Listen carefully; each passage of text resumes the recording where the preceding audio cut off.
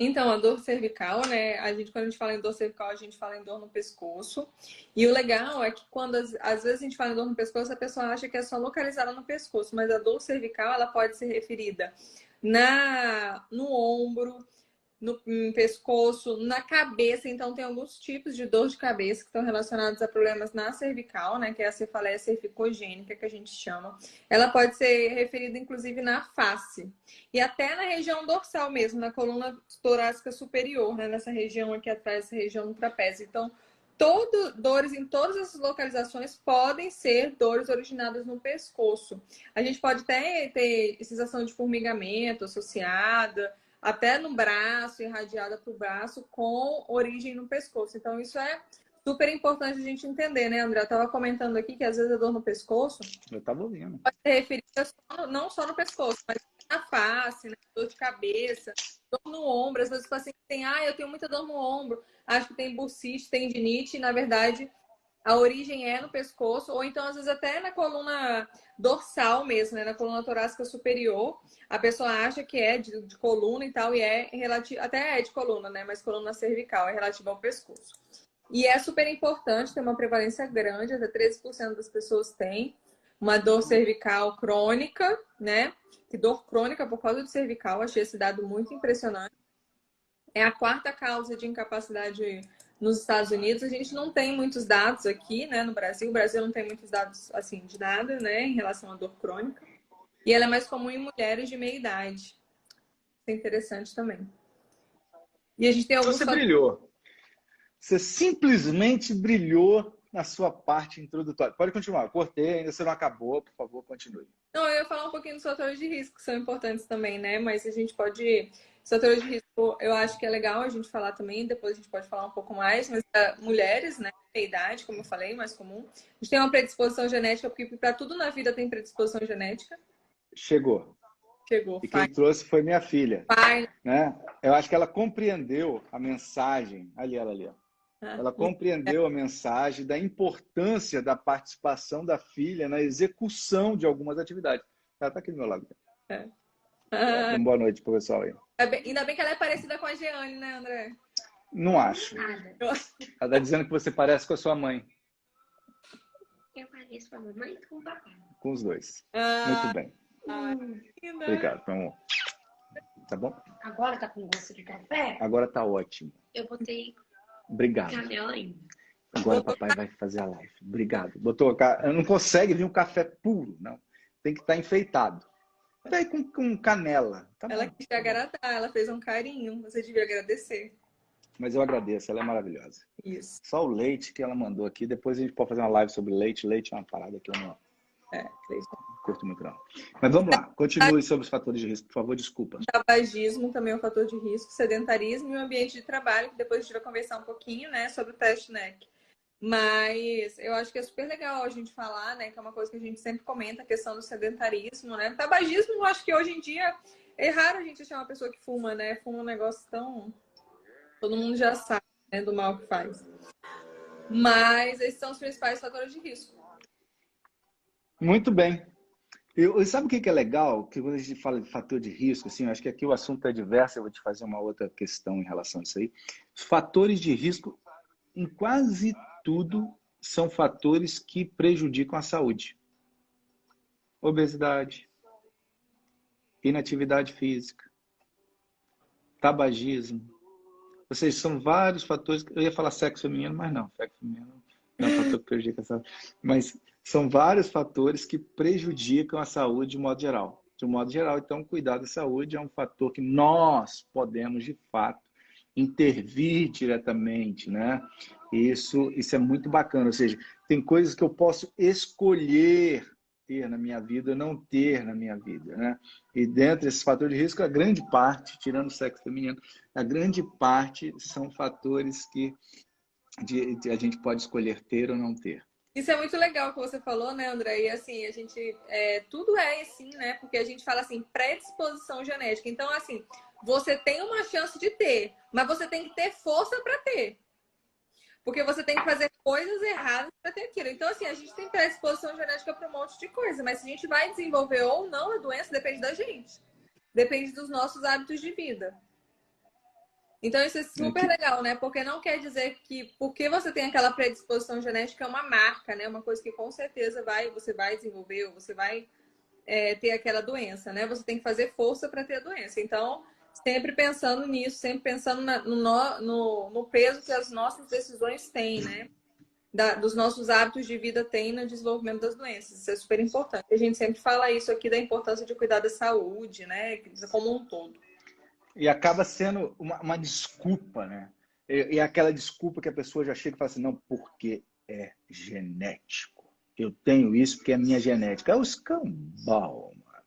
Você, de certa forma, acaba escolhendo o que vai se manifestar de acordo com o que a sua genética te favoreceu a ter. Agora, o fato de te favorecer a ter, não necessariamente você vai desenvolver. Isso aí acaba sendo uma escolha. E essas lives que você aqui nos preside sempre, nos faz tê-las, eu fico pensando, poxa, nós vamos ter live. Não, nós vamos ter a live na segunda-feira. Ela permite exatamente a gente... É o escambau, né? Ela permite exatamente que nós possamos aqui educar e dar a cada um a escolha de ter ou não ter. Né? Boa noite, Rosa. Que bom ter aqui. Né? Deus abençoe você. Então, acaba tendo isso aí. Agora, essa região cervical, que é o propósito da nossa live, que é essa região aqui de trás, a região da nossa nuca, que pega tudo isso aqui, que vem até os ombros aqui. Essa região cervical, a Mariana já trouxe, que é a quarta causa de incapacidade nos Estados Unidos, que acaba sendo uma região que é um país que tem muito estudo, que facilita, né, a gente ter um conhecimento um pouco melhor do epidemiológico. No Brasil, não temos tantos, mas a gente estima ser muito similar. Né? Essa região é muito rica, que eu digo assim, muitas estruturas possíveis de gerar dor, né, Mariana? Eu gostaria que você falasse um pouquinho dessas, o que nós temos aqui, o que tem nessa região cervical que pode gerar dor nesse paciente? A gente De uma tem maneira bem simples. coisas assim, né, André? A gente podia ter... Você vai pegar uma coluna? Não, se você tiver aí, pode pegar aí, que a gente tem aí. Mas só que eu não vou pegar a coluna, não. Eu só fui levantar para fechar a porta. Já fechei. Vou pegar uma coluna para mostrar. Pois bem, a Mariana vai buscar uma coluna ali para a gente conversar. E vocês vão observar a riqueza de estrutura que tem na coluna, na região cervical. O que tem ali? Tem uma coluna, que é a parte dos ossos, ligamentos, disco. Tem músculos, que são várias estruturas musculares, são muitos músculos que tem na região cervical. Tem nervos, tem dores que podem ser de outras áreas, tem vaso, né? Então, por favor, Mariana, mostra aí pra gente que você foi buscar. Essa coluna bonita, famosa aí. Maravilhosa, coluna do Dr. André aqui. Essa já perdura mais de 6 anos aí. Doutor André, a gente tem as articulações facetárias, né? Que são as articulações entre as vértebras, que é a causa mais comum de dor na cervical. Até 60% dos casos seriam por causa dessas articulações facetárias. A gente tem os forames intervertebrais aqui, que saem os nervinhos também da coluna, que a gente pode ter compressão desses nervinhos, às vezes por hernia de disco. Dá mais um aí, Mariana. Puxa esse trem pra cá, chega mais perto aqui, essa coluna aqui. Mostra aí de novo, deixa esse povo ver. Aí, olha aí, ó. A base do crânio. Por favor, Mariana, vai mostrando aí. Aí de baixo vai surgindo as vértebras. Cabeça, André. Isso. Aí a gente tem aqui as vértebras, que são esses ossinhos. São os ossinhos do pescoço. Agora a gente tem na lombar, né? Que a gente palpa lá. Aqui que a gente vai ter hérnia de disco, bico de papagaio, né? Degeneração facetária, que a gente vê lá na ressonância. Tudo isso tá aqui, relacionado a essa coluna aqui. Essa aqui, igual a gente tem a coluna na lombar, a gente tem a coluna na cervical. Então, são os mesmos... aí tem articulação. Onde é a articulação aí, Mariana? Ajuda aí para ver. Então, a articulação entre as vértebras. Isso, essa é uma vértebra de cima e a vértebra de baixo. Aí a gente tem as articulações entre as vértebras, que a gente chama de articulação... Isso é na parte de trás, na parte de trás. Na Isso, nuca. aqui é a parte de trás, aqui é a parte da frente. Aqui fica dentro do pescoço e aqui é o que a gente consegue sentir do lado de fora, né? Quando a gente palpa lá... Se você botar a mão aí no seu pescoço, doutor André, isso aqui que você está sentindo, ó, são os processos espinhosos. É o que a gente sente aí Ah, atrás do pescoço. É o os ossinho. ossinhos, as pontinhas de osso que tem As aqui. pontinhas de osso, são esses Muito ossinhos bem. aqui, ó. Os processos Legal. espinhosos. Então, essas as articulações facetárias são a principal causa de dor, degeneração nessas articulações aqui. Mas a gente tem os nervinhos saindo aqui, é o amarelinho, olha, doutor André. Ele sai de um buraquinho aqui, ó, entre as vértebras, chama forame intervertebral esse buraquinho.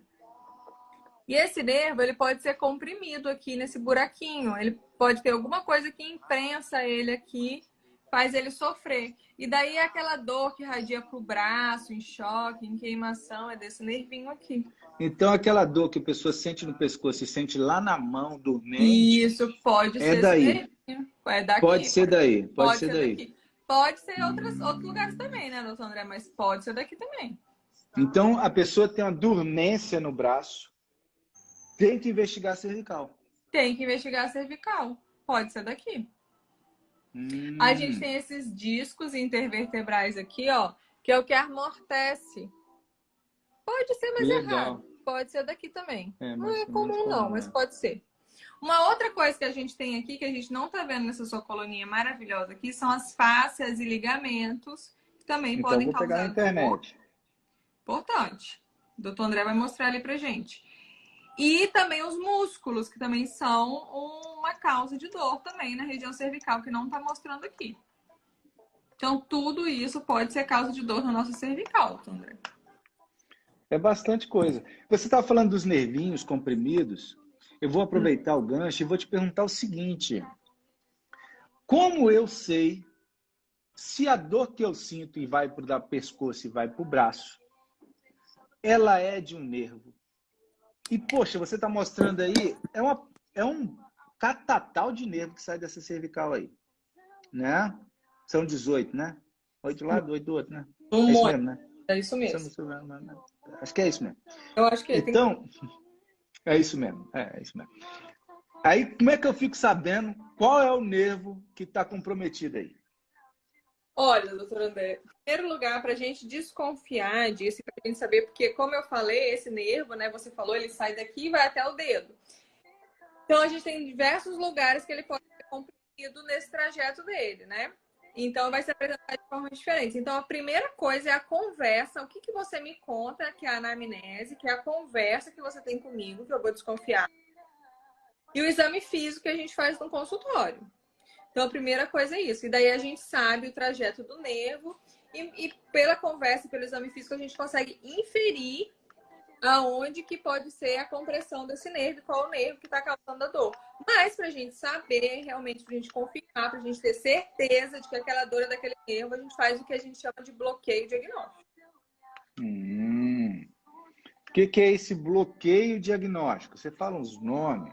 Muito chique, né? Nós temos que ajudar as pessoas em casa que estão assistindo, que agora está apertando no aviãozinho, mandando para os amigos, mandando lá para a família que não entende da dor da cervical, que você fala que você sente dor no pescoço, ela não entende, agora você está mandando aquele aviãozinho aqui do lado de baixo, do lado direito, esse negócio que parece um aviãozinho de papel, falando assim, curta a página da Relief, curta a página da doutora Mariana, curta lá o doutor André Félix também, né? Manda um oi lá e tal. Agora é a hora de você chamar aqui o pessoal para você entender. Então, o que você estava falando aí do bloqueio diagnóstico? Então, você bloqueio joga um remedinho. É uma ferramenta muito legal da medicina intervencionista da dor. E como que é feito o bloqueio diagnóstico? O bloqueio diagnóstico é feito por meio de agulhas, né? Quando a gente fala medicina intervencionista, às vezes as pessoas acham que é cirurgia, né? Algum procedimento, assim, mas é um procedimento minimamente invasivo, não tem corte, não tem nada disso. É feito com sedação para o conforto do paciente e anestesia local. E a gente coloca uma agulha no local onde a gente acha que está o nervo responsável por aquela dor. Então, a gente vai lá e anestesia aquele nervo. A gente vai lá e bota 0,3 ml de anestésico naquele nervo. Então, a gente coloca uma quantidade muito pequenininha, porque a gente quer bloquear só aquele um nervinho. Tem 18 lá, como é que você mostrou. Então, a gente quer bloquear só aquele um nervinho de onde a gente acha que está vindo a dor. Aí, bloqueamos aquele um nervinho. O paciente vai levantar e vai falar assim, nossa, doutora, sumiu minha dor. 100% melhor. Então, A gente sabe que aquele nervinho é o responsável pela dor. Então, aí depois a gente pode tratar só aquele nervinho, doutor André. A gente pode ir lá e queimar aquele nervinho, por exemplo. A gente pode ir lá e fazer alguma coisa só naquele nervinho que é o responsável pela dor do paciente. Não é incrível o bloqueio diagnóstico? Caramba, é muito bacana, viu? É muito legal. A pessoa que E inventou não isso é, e não é só isso, não. E não é só isso, não. Eu quero mais saber mais. Você é uma fonte mais. do conhecimento. Eu quero aproveitar você. Como é que a gente faz isso? É só no centro cirúrgico, só no consultório, ou pode ser num ou no outro? Qual aparelho que a gente usa? Porque nós estamos falando só do bloqueio do nervo que vai para o braço, ainda, né? Então, muito boa pergunta, doutor André. A gente faz o bloqueio diagnóstico, ele é sempre 100% das vezes guiado, né, por imagem. Hoje não é admissível mais que a gente faça nada às cegas. Então, a gente é sempre guiado por imagem. De forma geral, a gente faz guiado por raio-x no centro cirúrgico. Para ter certeza do alvo, né? Porque a gente não pode fazer as cegas, né, doutor André? A gente pode fazer alguns procedimentos também guiados por ultrassonografia, dependendo do local, dependendo, né, de qual nervo e tudo mais. E a gente pode fazer aqui no consultório. A Mas cega não dá, doutora Maria. Nem fazer amor a cega, o negócio fica bom. O negócio da cega, não dá. Cega não dá. sempre A guiado. cega é sem ver, né? A cega, quando a doutora Mariana fala, é tipo, eu vou enfiar a agulha, vou colocar a agulha, vou introduzir a agulha, sem ver onde eu estou colocando. Então, como é que eu vou diagnosticar alguma coisa que eu não tenho certeza que eu estou colocando em cima do local que eu quero analisar?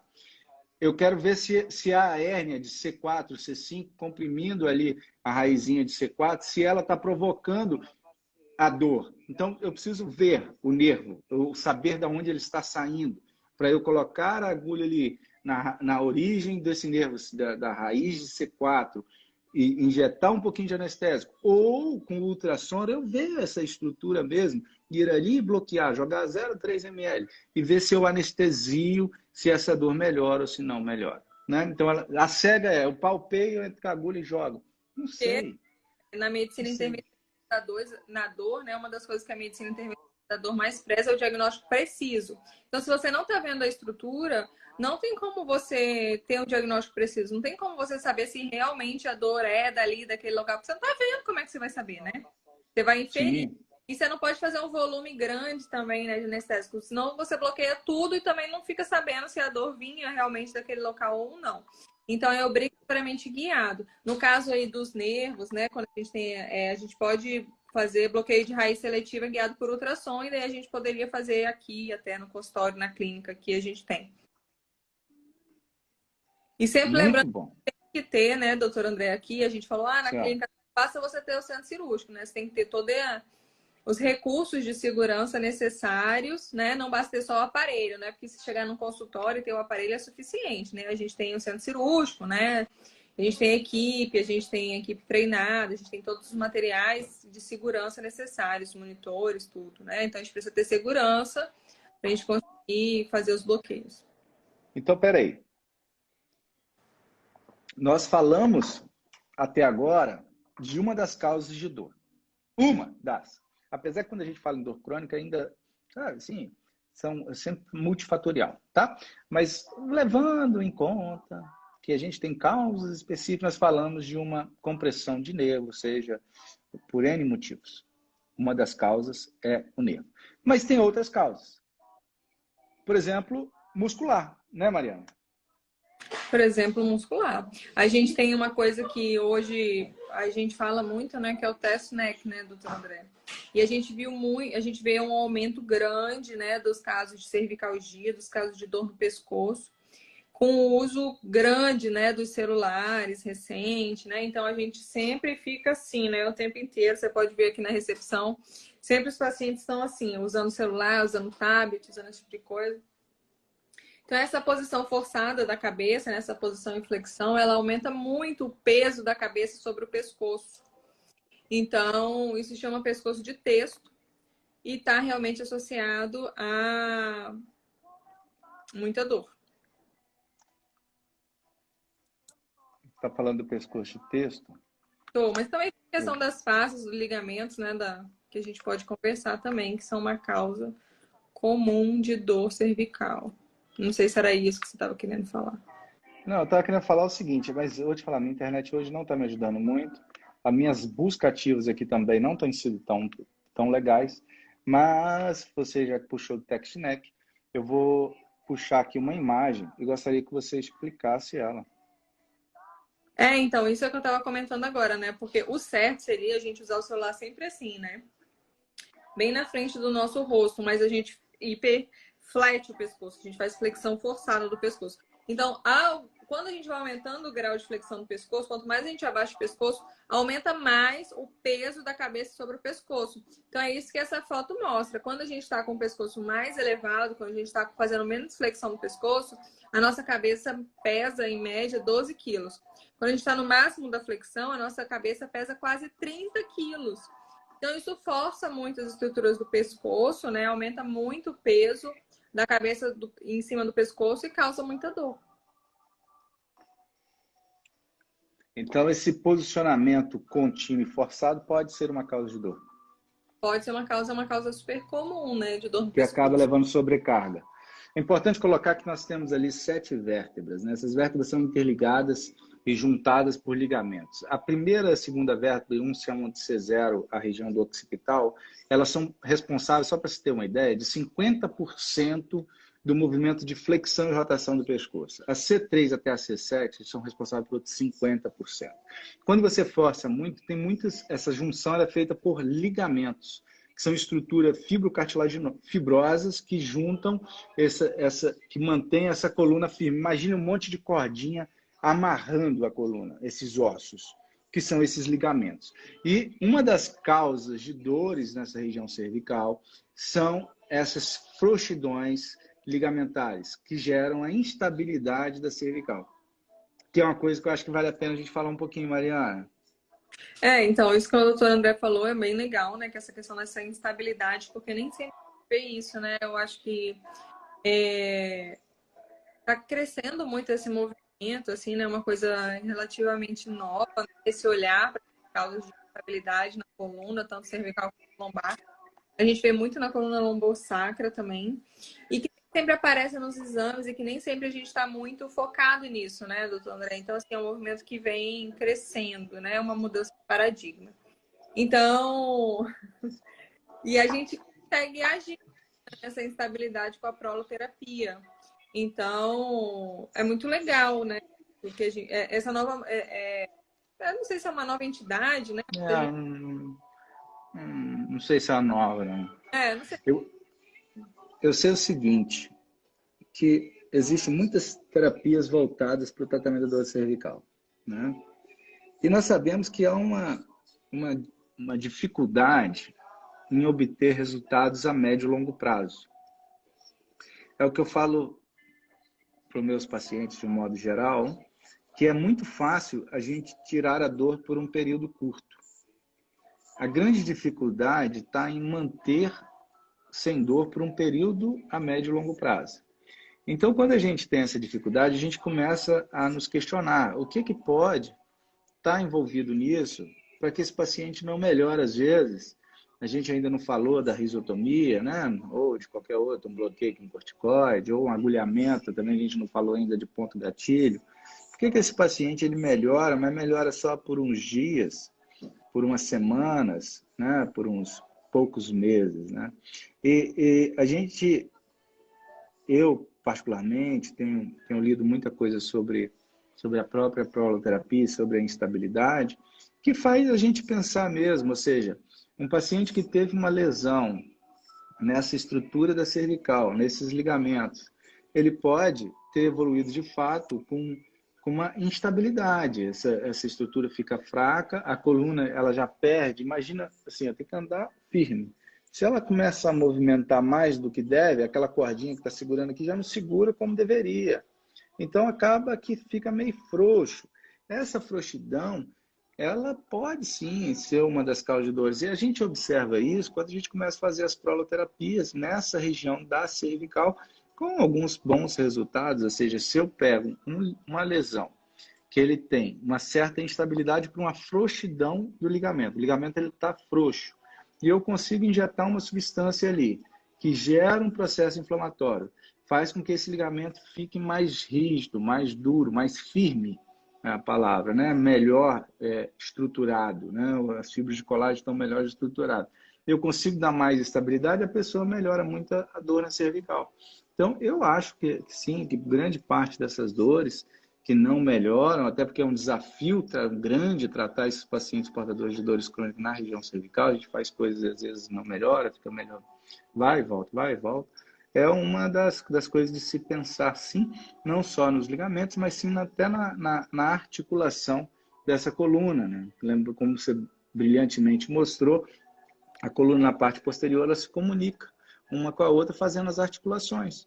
Essas articulações, elas também, como qualquer outra articulação, sofrem degeneração, envelhece, inflama, né?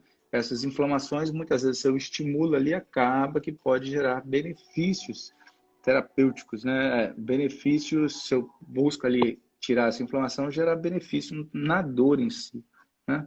Outra coisa que gera muita dor na cervical, Mariana, são os músculos. A gente já falou dos nervos, já falamos dos ligamentos, dos músculos. Eu acho legal, André, até porque assim, a gente tem vários músculos, né, que dão essa dor no pescoço, né? A gente pode ter músculo do pescoço mesmo, né, que todo mundo conhece, o trapézio, aquele musculão que a gente tem aqui, né, que vai aqui desde a base da cabeça, passando aqui pelo pescoço até o ombro. É um músculo que frequentemente é acometido. A gente tem esses músculos aqui da frente também, né, que são externocleidomastoides, tem muita associação. A gente tem músculos aqui da cintura escapular também, que dão dor no pescoço. E um músculo que eu acho muito interessante, doutor André, é que às vezes a gente tem disfunção da ATM, né? E a gente tem essa referência da dor no pescoço também. Então, eu acho que isso que é interessante, né? De como a gente pode ter dor, às vezes. Pô, você tem a dor na ATM, tem dor no pescoço. Então, você tem dor aqui do entrapment, né? Que é encarceramento do nervo occipital. E você vai ter dor aqui na frente na testa.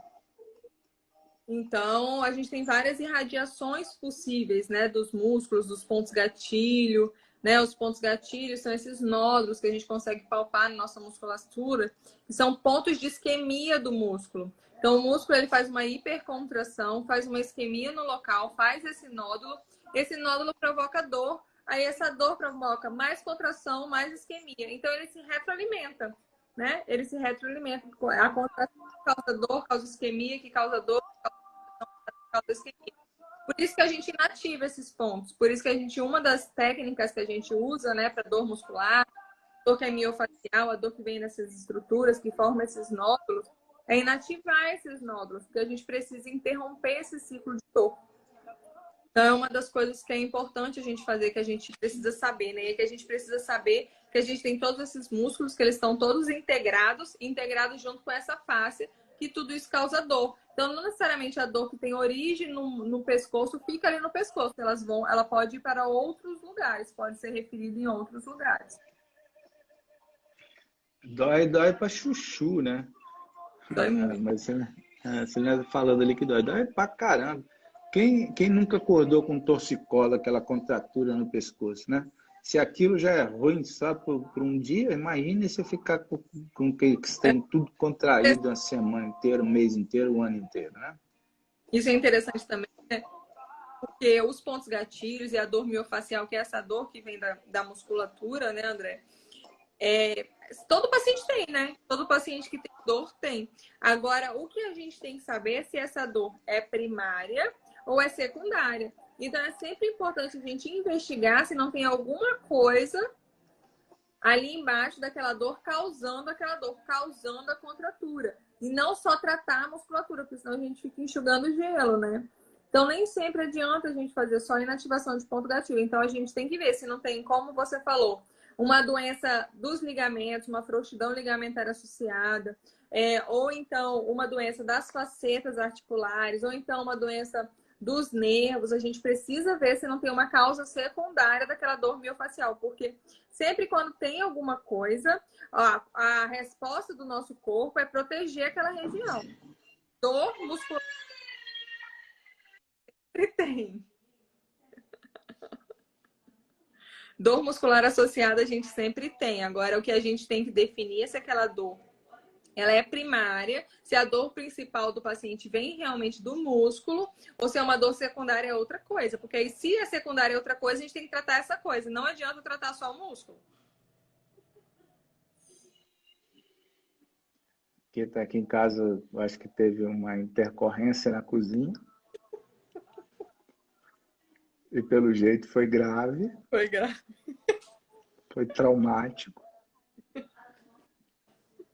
Eu tive até que desligar o som enquanto se resolvesse parcialmente, mas ainda escuto ao fundo murmúrios. Mas tudo bem. Então, como você falou, né? As dores relacionadas aos pontos gatilhos, que são esses nódulos que tem na cervical, elas podem ser primárias ou secundárias. De um modo geral, elas são secundárias. Ou seja, se existe nódulo, existe algo que faça com que haja esses nódulos, algo que gere esses pontos gatilhos, que podem ser pontos gatilhos ativos ou inativos. Você está rindo, Dani, aqui o negócio que deu ruim aqui. Então, se você aperta o nódulo, esse nódulo gera uma dor em outra região. Isso é uma característica desse ponto gatilho. Se você aperta uma região e ela dói só na região, aí é o que a gente chama de tender point, né? O ponto gatilho, por característica, ele tende a gerar dor em outra área. Por exemplo, se apertar na região do escapular, sentir dor no braço, na região do pescoço, sentir dor de cabeça, na região posterior, na anterior, na nuca, né? Na cervical, no pescoço, sentir dor na face, isso é muito comum. Deixou curioso o que aconteceu aqui, né? Vocês gostam, né? Gosta quando tem dar ruim para alguém, né? Deu ruim aqui. Dizer que deu ruim, ainda eu não sei, logo eu vou saber. Vai Mas, saber. obviamente... Daqui a pouco você vai ficar sabendo. Né? Outra coisa que eu quero chamar aqui a atenção, Mariana, é para um músculo que gera muita dor. Inclusive você em casa pode pedir o maridão, o namorado, né? O bem, né? O amor da vida, ou o filho, ou o vizinho, qualquer tem. Eu quero que você palpa aqui e sinta uma ponta aqui, ó, aqui atrás. Vai palpar aqui.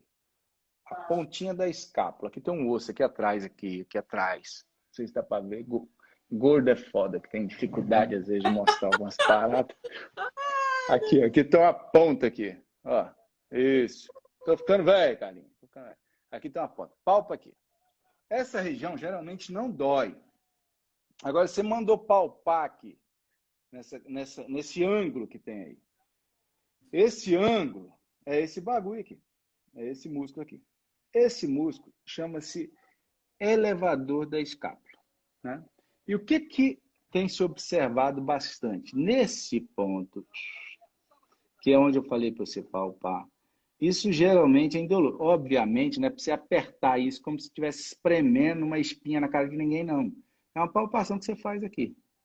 Isso dói. Se doer, imagina-se que esse músculo, que é o elevador da escápula, ele pode estar tendo um processo de uma tendinopatia aí. E por que eu estou chamando atenção para isso? Eu tenho observado e tratado muitos pacientes com proloterapia do elevador da escápula, que é um músculo que, observando que tem gerado muitas causas de dores crônicas na região cervical. E tratando isso aqui, você costuma-se ter bons resultados também. Eu estou falando isso que tem alguns colegas da área de saúde, que às vezes deixa isso passar um pouco desapercebido. E isso... Não posso esquecer de falar disso. Por favor, fale bastante, que eu deixo palpar quando enfiar os dedos aí. Fazer isso, ver se isso dói, né?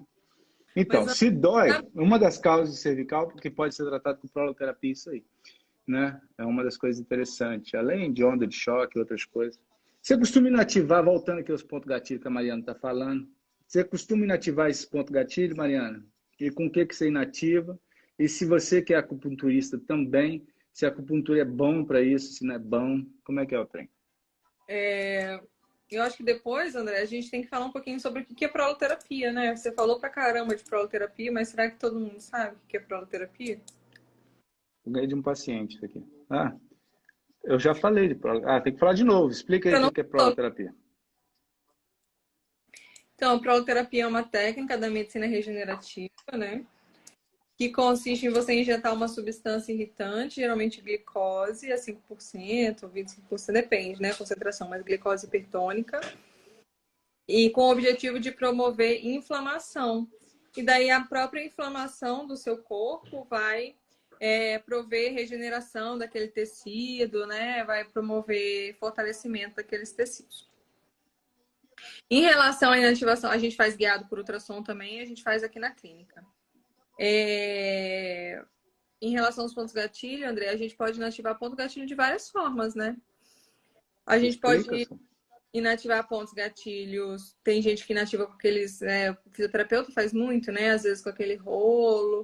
A gente pode fazer com agulhamento seco, a gente pode fazer com infiltração de anestésico local, que é o que a gente mais faz aqui. A gente faz uma injeção de anestésico local. A acupuntura, ela pode sim inativar pontos gatilho também. A gente pode usar a agulha de acupuntura para inativar pontos gatilho, sim. Mas não é esse o objetivo da acupuntura, né? A acupuntura, ela é feita Eu nos falei pontos. para apertar pouquinho, mano. Agora tá doendo. Falei só para apertar um A cadinho. acupuntura, ela usa os pontos de acupuntura e todos os pontos gatilhos são também pontos de acupuntura, mas nem todos os pontos de acupuntura são pontos gatilho. Então, quando a gente coloca os pontos de acupuntura, o nosso objetivo não é inativar pontos gatilho. Para a gente fazer agulhamento a seco, inativar ponto gatilho, a gente tem que fazer pistonagem do ponto, né? A gente tem que tentar, é como se a gente estivesse tentando destruir mesmo, né, o nódulo. E quando a gente faz acupuntura, a gente não faz isso, né? A gente só coloca a agulha lá. A gente pode até estimular essa agulha, mas aí a gente usa energia elétrica, a gente faz eletroacupuntura. A gente não costuma muito fazer essa pistonagem, não, nos pontos de acupuntura. Fala de alguma coisa que o paciente pode fazer na casa dele. Na casa dele, eu acho que uma das coisas O cara tá legais. cheio de nódulo lá, tem aquelas bolota, né? Que Pode. aperta no pescoço, dói na cabeça. O que ele pode fazer na casa dele para ajudar? Olha, pode ser que os pontos gatilhos que são mais superficiais, né? Ele consiga inativar com massagem, massagem profunda, massagem, aquela massagem que dói.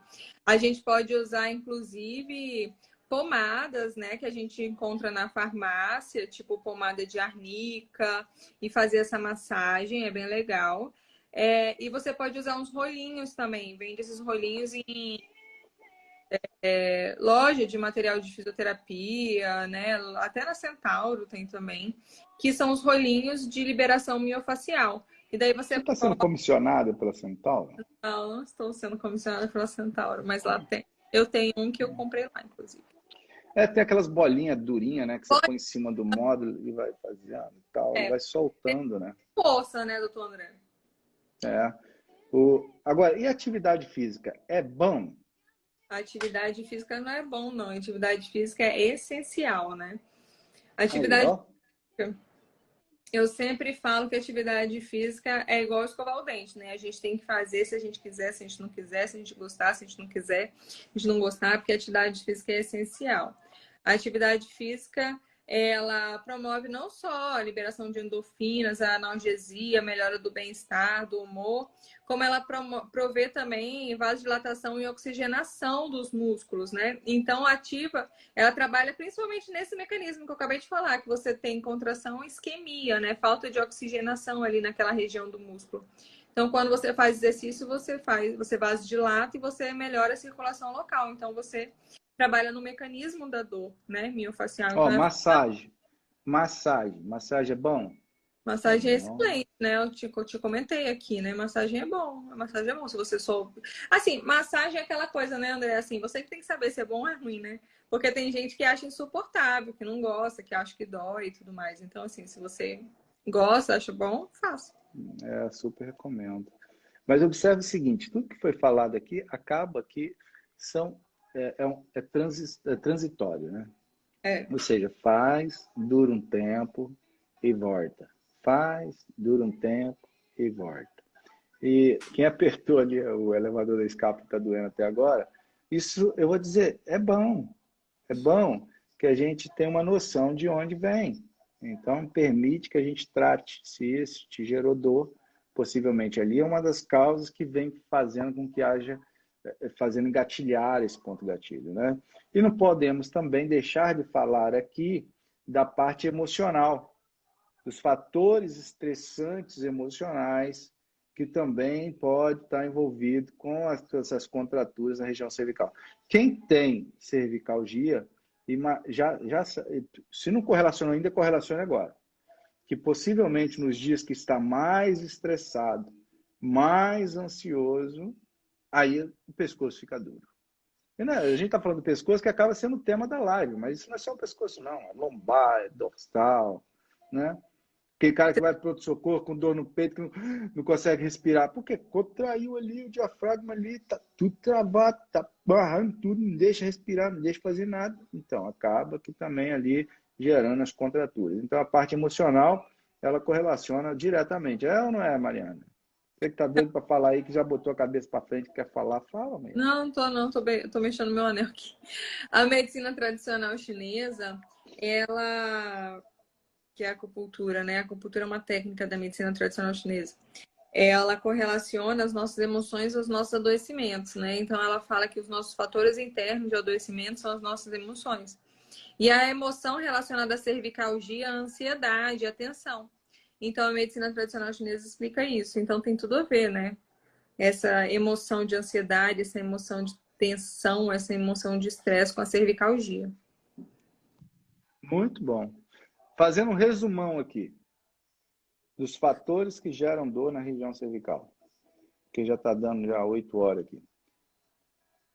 Os nervos que brotam na coluna e vão para os braços e vão para a cabeça, para o cérebro, para a nuca, para a região para frente da cabeça. As articulações, os músculos, parte dos músculos que nós falamos, vamos dividir em duas partes, tanto os nódulos quanto os tendões, os ligamentos, as fáscias, que é outra coisa que provoca, que você falou, inclusive, que essas fáscias podem fazer com que haja uma aderência maior, comprimindo o nervinho. Ou seja, as causas de dor na cervical, eu não falei da hérnia, ou seja, porque também não é tão importante assim dentre as causas de dores crônicas, se eu for investigar as dores no pescoço, as menores, uma das menores vão ser as hérnias. As fáscias, vocês cortam bife. O bife, ele está dentro de um negócio meio esbranquiçado. Aquele negócio meio esbranquiçado, que tem um bife lá dentro, ele é a fáscia. Mas um está em cima do outro. E aquilo é feito para deslizar. Se aquilo não está deslizando bem, está agarrado, isso pode ser uma causa de dor, que gera dor no pescoço. Né? O tratamento, nós não falamos do tratamento, só falamos de agulhamento. Mas dá uma resumida aí, Mariana, no que a gente tem hoje para tratar essas dores na cervical, o que é importante, dos pilares até o tratamento final. Se você puder, obviamente. Ele é multiprofissional, né? Não é como sempre que a gente fala de dor crônica, a gente fala de tratamento multiprofissional. Então é super importante a gente cuidar da saúde como um todo, como a gente conversou aqui. Então, saúde mental, a saúde do nosso intestino, a nossa microbiota, a saúde nutricional, os nutrientes. Então, a gente tem que cuidar da nossa alimentação, ter uma nutrição adequada. É importante que a gente faça fisioterapia, porque é importante que a gente avalie a biomecânica, é importante que a gente avalie essa questão, né, de reabilitação também, que está envolvido. A gente, né, usa alguns medicamentos também. E a gente tem algumas alternativas dentro da medicina intervencionista, que é a proloterapia, como a gente conversou. A gente pode fazer uso também dos bloqueios diagnósticos para saber de onde vem essa dor especificamente. E mais para frente fazer alguma coisa de neuromodulação, de radiofrequência, dependendo de qual for a causa da dor. Tem as infiltrações de ponto gatilho, tem a acupuntura, tem o tratamento de onda de choque, tem neuromodulação, tem muitas ferramentas. É coisa para chuchu. A base geralmente é a mesma, né? Ou seja, eu pego os pilares terapêuticos. Pilar físico, pilar mental, pilar social e o pilar espiritual. Nisso acaba que eu trabalho de várias maneiras, né? Então, aqui entra a atividade física, ela é muito, muito importante para qualquer dor. A saúde mental ela tem que estar bem. Então, para a saúde mental estar bem, muita coisa se interliga nisso.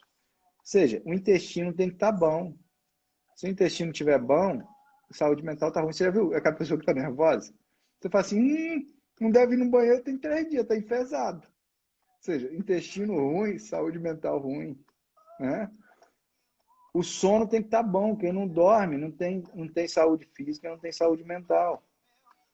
Como é que a gente trabalha no sono? Tem que aproveitar das ideias aqui. Acorda cedo, toma um sol, esse sol já vai ativar.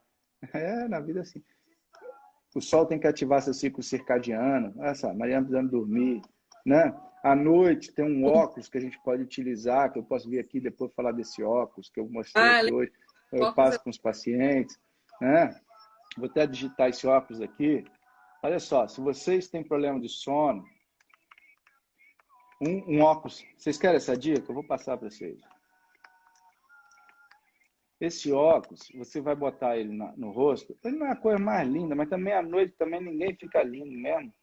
Você chega em casa, você bota aquele cuecão, aquela camisa do presidente do ano de 10 anos atrás, ou bota uma roupa do Mickey, né? Então um óculosinho a mais, um óculosinho a menos, não vai fazer tanta diferença na sua vida, né? Então, um dos óculos que pode utilizar são esses óculos de bloqueio de luz azul, que é esse óculos aqui, ó. Quando eu quero achar o infeliz, ele não aparece. Aqui. Ó, esse óculos aqui. Então, esse óculos aqui, ele é muito legal. Ó, se você digitar óculos de bloqueio de luz azul, óculos bloqueador de luz azul, ele vai ativar a produção. Você está rindo, né? Ele vai ativar a produção sua. É como se o seu cérebro imaginasse que escureceu e que está na hora de você dormir. Então, ele vai começar a produzir as substâncias que você precisa para dormir. Dentre elas, a melatonina. Aí, esse óculos bonito aqui. Ó. Esse é melhor ainda, que ele tem dos lados, sabe? Aí, imagine você em casa à noite, sabe? Agora tem que imaginar. Você pega, bota aquela roupa do Mickey, aquela camisa que você tem de 30 anos atrás, né? Você pega aquela roupa bacana, com aquela meia, aquela bermudinha, que você já está andando meio sozinha, que já está fazendo aquelas bolinhas de algodão, e mete um óculos desse no rosto. E olha para o maridão e fala assim, eu te amo. Aí você está pronta. Vai dormir, que é uma beleza. Esse óculos é top. Eu passo para os pacientes, para alguns pacientes, eles têm dado uns feedback muito legais da utilização. Então, como a gente estava falando, é cuidar de toda essa leva de coisa relacionada à sua saúde, que aí facilita o tratamento da dor. Não é isso? Aí você tem sim as terapias que a doutora Mariana falou, a gente pode entrar com terapia medicamentosa, né? Você usa os antidepressivos, usa os anticonvulsivantes, dependendo das outras queixas que esse paciente tiver, usa analgésicos. Mas tudo isso acaba sendo um grande enxugador de gelo. Assim, é importante, lógico. André, você prescreve muito, muito. Mas a gente tem que focar muito nessas melhoras dessas coisas todas. Focar na melhora do sono, focar na melhora do intestino, dar um pouco de disposição, ativa essa disposição durante o dia da pessoa, para que ela possa executar essas coisas todas que elas precisam executar. Vou colocar um post só sobre esse óculos aí. Digita no Google assim, óculos bloqueador luz azul. Aí vai aparecer um monte daqueles óculos amarelos, bonito para usar à noite. E eu garanto, você usando isso aí depois de quer dizer, garanto, não gosto de falar essas palavras, não, que vai que o treino não dá certo, mas para a grande maioria dos pacientes tem dado bons resultados, você usa ele à noite e você, a partir das 6 da tarde, coloca esse óculos charmoso, que seu cérebro vai começar a produzir as substâncias que você precisa para você ter uma boa noite de sono. Mariana, depois a gente fala mais sobre esse óculos aí. Não estou ganhando nada com esse óculos também, mas meus pacientes ganham um pouco de qualidade de vida. Igual você falando da Centauro. Então tá, para fechar aí... Patrocina. Quem sabe, bota aqui. Quem sabe. Para fechar a live, Mariana. É isso, doutor André, muito obrigada por você estar aqui comigo mais essa segunda-feira na nossa live da Relívio. Foi muito legal conversar com você sobre cervicalgia. Espero que os pacientes tenham gostado, todo mundo que assistiu. Se você ficou com alguma dúvida, manda para a gente lá no Instagram da Relívio, que a gente vai ficar feliz em responder. E se você tiver alguma sugestão também de tema que você queira ver na nossa live aqui da Relívio, nas próximas lives, também deixa lá a sugestão do tema, que a gente quer conversar sobre coisas que vocês queiram ouvir, né, doutor André? Exatamente. O pessoal falou que quer ouvir de intestino. Imagine eu vim aqui falar de intestino. Mas a gente pode vir falar de intestino. Tá aqui no feed, inclusive, a pessoa que perguntou, né, de alimentação. A gente já teve uma live com a doutora Mariana Herzog, a nutricionista aqui da clínica, e a gente conversou sobre alimentação. Então, se alguém tiver interesse, pode procurar aqui no nosso feed, que tá salva, né, doutor André, a live? Acho que tá. Teve umas 2 lives que teve problema para salvar, entendeu? Mas essa live, valeu, Carlinhos, meu amigo, que Deus abençoe sua vida, a vida da sua família. O Carlos, que acabou de comentar aqui em cima, o doutor Carlos Marcelo, ele tem um serviço simplesmente de excelência no Brasil. Fica em Alfenas. Ele tem um expert, inclusive, a gente podia um dia ele poder nos dar um pouquinho do seu tempo para falar um pouco de dor oncológica. Além de tratar várias dores, a dor oncológica é um dos caras que tem a maior referência que nós temos, uma das maiores referências em nível nacional. E eu gostaria que você seguisse ele, caso você tenha vontade de aprender um pouquinho sobre dor oncológica. Ele, sem dúvida, é um dos caras que mais estuda e mais entende sobre tratamento de dor oncológica no Brasil, quiçá no mundo. Uma das grandes referências. Um cara que eu tenho um grande carinho e respeito. Sou fã dele. É isso aí. Pessoal, uma boa noite. Que o Papai do Céu abençoe a vida de vocês. Uma semana fantástica. Né? É isso aí.